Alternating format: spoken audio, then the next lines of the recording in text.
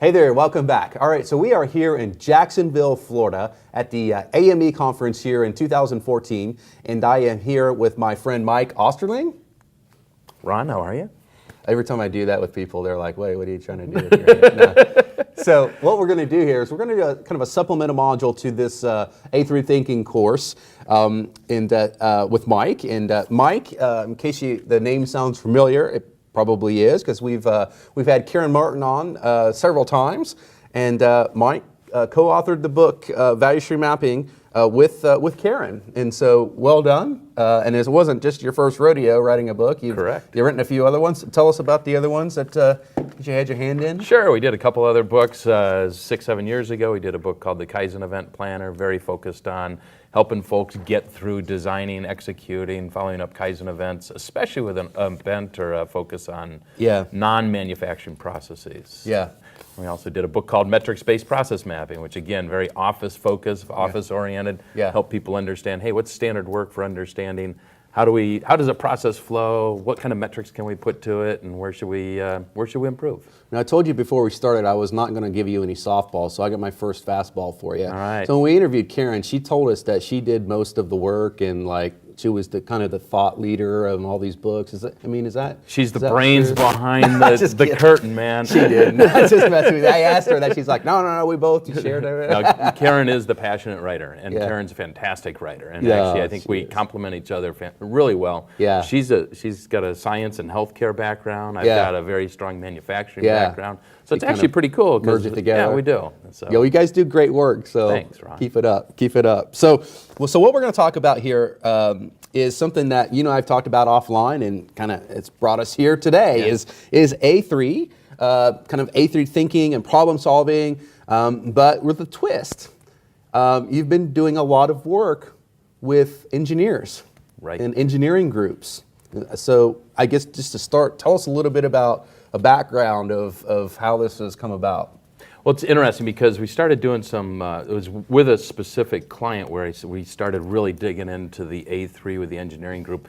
We'd been doing stuff on the office side. We'd been looking at with sales groups and customer service groups and using A3s to go after some complex problems, but that was a lot closer to the operations side of the business, and it just seemed like they were more receptive to it. Okay. But as those teams really started showing some good progress and good results and changing the way that folks within those areas and departments worked, they said, you know what, we need to come over. In fact, it was the VP of engineering that said, come on over, let's start talking with my guys, and let's start taking them through this thinking process, which, to be honest, caught me a little off guard. My dad's an engineer. One of my boys is studying engineering.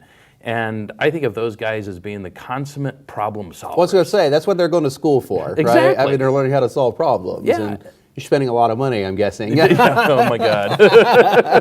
Oh, no, college is cheap. Don't let anybody believe it. Don't believe anybody. But, yeah, it is. You're right, because we think of them, and they are. They're fantastic problem solvers. Otherwise, buildings like this wouldn't be standing, and our bridges wouldn't hold up in the air. Yeah. And so it was interesting because when I talked to this gentleman, I was like, so why do you need help with problem solving? That's what you guys do. Right.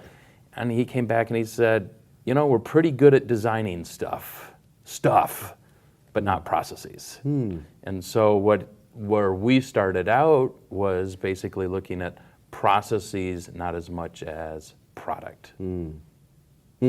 Okay, so what kind of problems are they addressing? I mean, it's not necessarily design problems, it's more process-related problems? So actually it started out, good question, because it started out, we were looking at things like,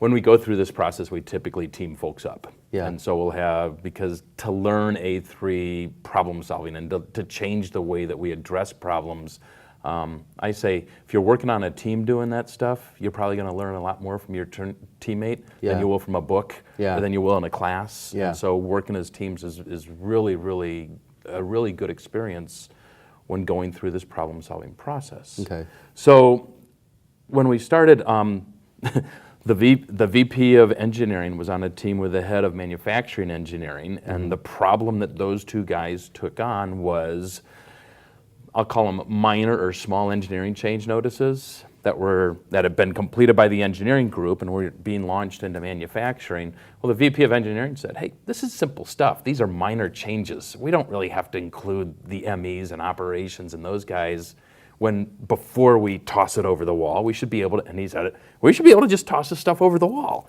because it's pretty no-brainer stuff. But it was interesting when they started looking at this thing, because the guys in manufacturing are like, nah, that don't work. You got to engage us. And the engineers saying, nah, you don't need us. So it was interesting because at the very beginning when we started looking at, hey, getting them to define what the problem was in a collaborative manner. When you say them, was it the guys on this side of the wall or the ones receiving, or both? Both. Okay. It was the head of engineering. And again, this was kind of high level. It was one of the first rounds of A3 thinking that we're doing. So it's high level. It's the head of engineering, head of manufacturing engineering. I should say head of design engineering and head of manufacturing engineering. And so they were on the team together. And when they started defining the problem, then the head of engineering said, oh my God, I didn't realize that simple things, simple changes can actually require coordination and collaboration. Yeah. And, oh, we need to have new parts on hand. Oh, we need to change fixturing. Oh, we need to come up with a new test fixture. But it's a simple change. And what they were able to do was actually put some numbers behind that. What did that mean in terms of delaying the launch of a new revision or a new product? And so now we started getting data, and he started seeing what those disconnects were, and he started saying, no, we do have a problem. And as folks who go through A3 thinking recognize, if we don't have a common recognition that there's a problem, good luck getting good effective changes in place. Yeah. So aha moments started at the very just beginning. getting those two guys in the room talking about the problem, that was probably, I'm guessing, 60% of the battle was won, maybe. You know? I'm going to say 20 or 30% because both of those guys, immediately upon identifying what the problem was, they said, we know how to fix it. Oh, typical engineers, right? Well, no, that's typical. Yeah. I'm going to say it's typical industry. That's the way most of us are raised. Yeah. I mean, I'm still guilty of it at times, but Yeah. you know, it's our natural inclination is to say, got a problem, I know how to fix it, I've seen it before, let's do this. Yeah. Because we got other things that we need to do. Yeah. And so what ends up happening, we end up with the same complaints, the same problems, whatever it might be, 3 weeks, 4 weeks, 2 months later. So obviously, you know, and we were talking about this before the camera started, you know, kind of the spirit of this course is that, you know, the type of template and the color of your pen and so forth isn't so important. It's the thinking, you know, that goes into this problem-solving process, and you know, then we document it succinctly and clearly, and you really, you know, rationalize our thoughts down onto a single sheet of paper.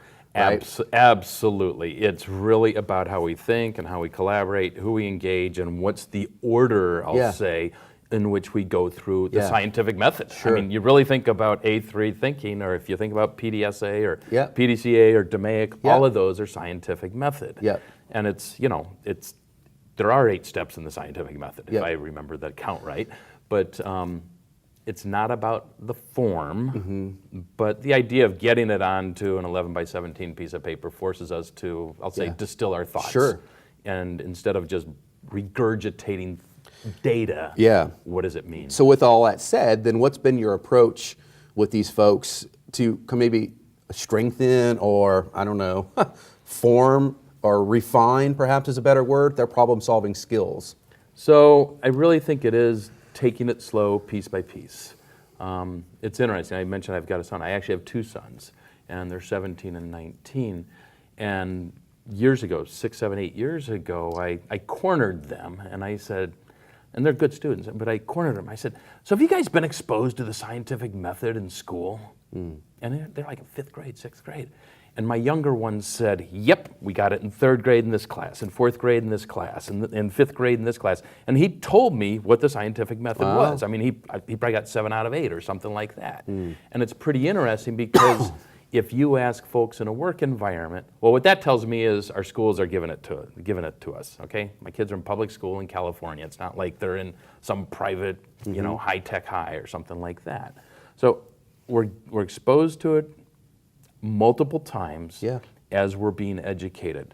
But then the question is, what happens in the work environment? Yeah. Because somehow it falls apart.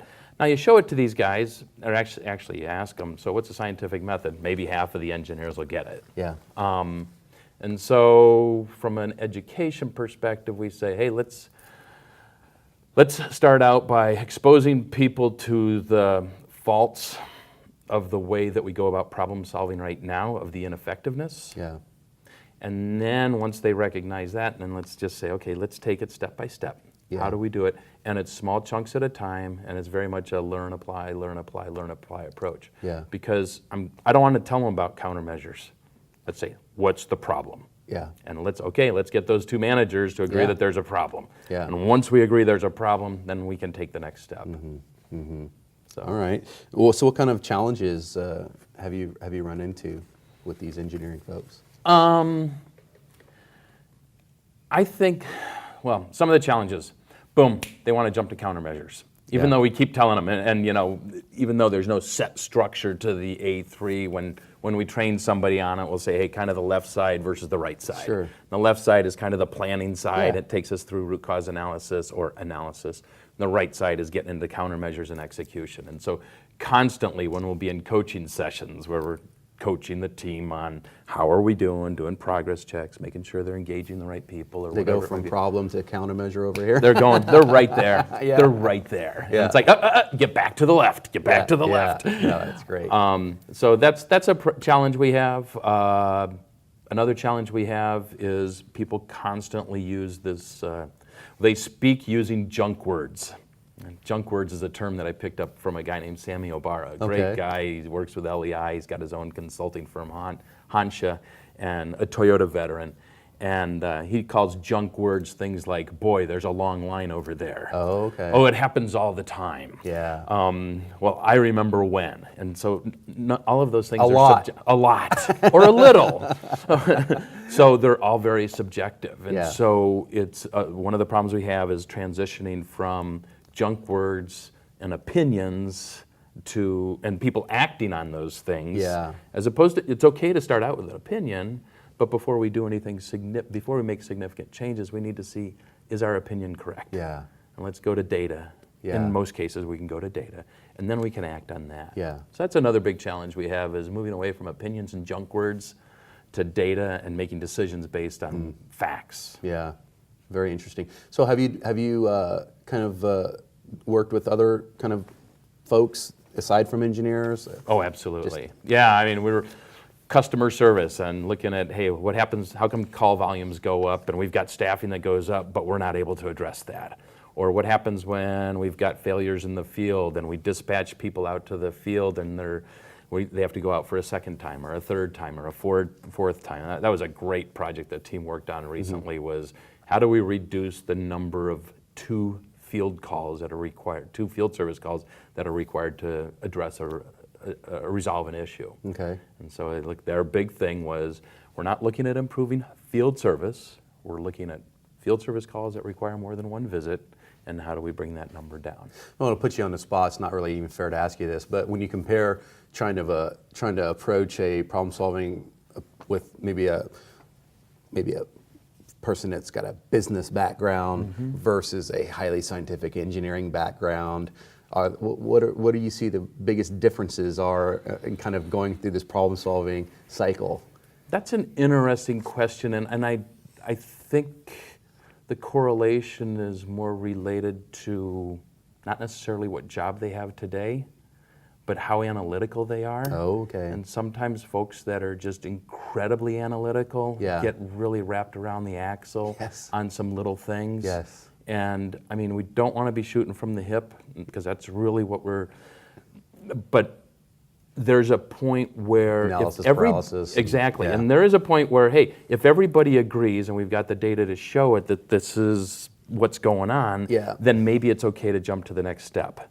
And some folks really, it's hard for them to jump to that next step because all of a sudden, we just opened the door to them to say, collect data. Yeah. They're like, oh, I like this. Yeah. Let me get my spreadsheet. Let me get it. Exactly. And they'll be there for days and Yeah. weeks. And so, and perhaps there's more analytical types in engineering professions. Yeah. So there can be more of a propensity there, but I think it's more related to the person than the occupation. Yeah, very good, very Yeah. good. So the last question I have for you, the folks watching this right now, you've obviously got tons of experience working with problem solving and lean thinking in general and documenting everything on A3s. What advice do you have for that person who's just getting started? Take it slow, take something easy, work together with somebody as far as, a peer, Yeah. and really make sure your manager or supervisor gives you permission to go step by step. Yeah. And the challenge is if you want to do this on your own, but your manager is a person that says, I want you to have this done by tomorrow, it's going to be a very frustrating experience. So let them know what you're doing, small experiments, do it with a peer. Very good. Thank you, sir. Ron, thanks so much. Have fun, love your work, and love everything Gemba Academy does. All right. Thanks. Thank you. All right.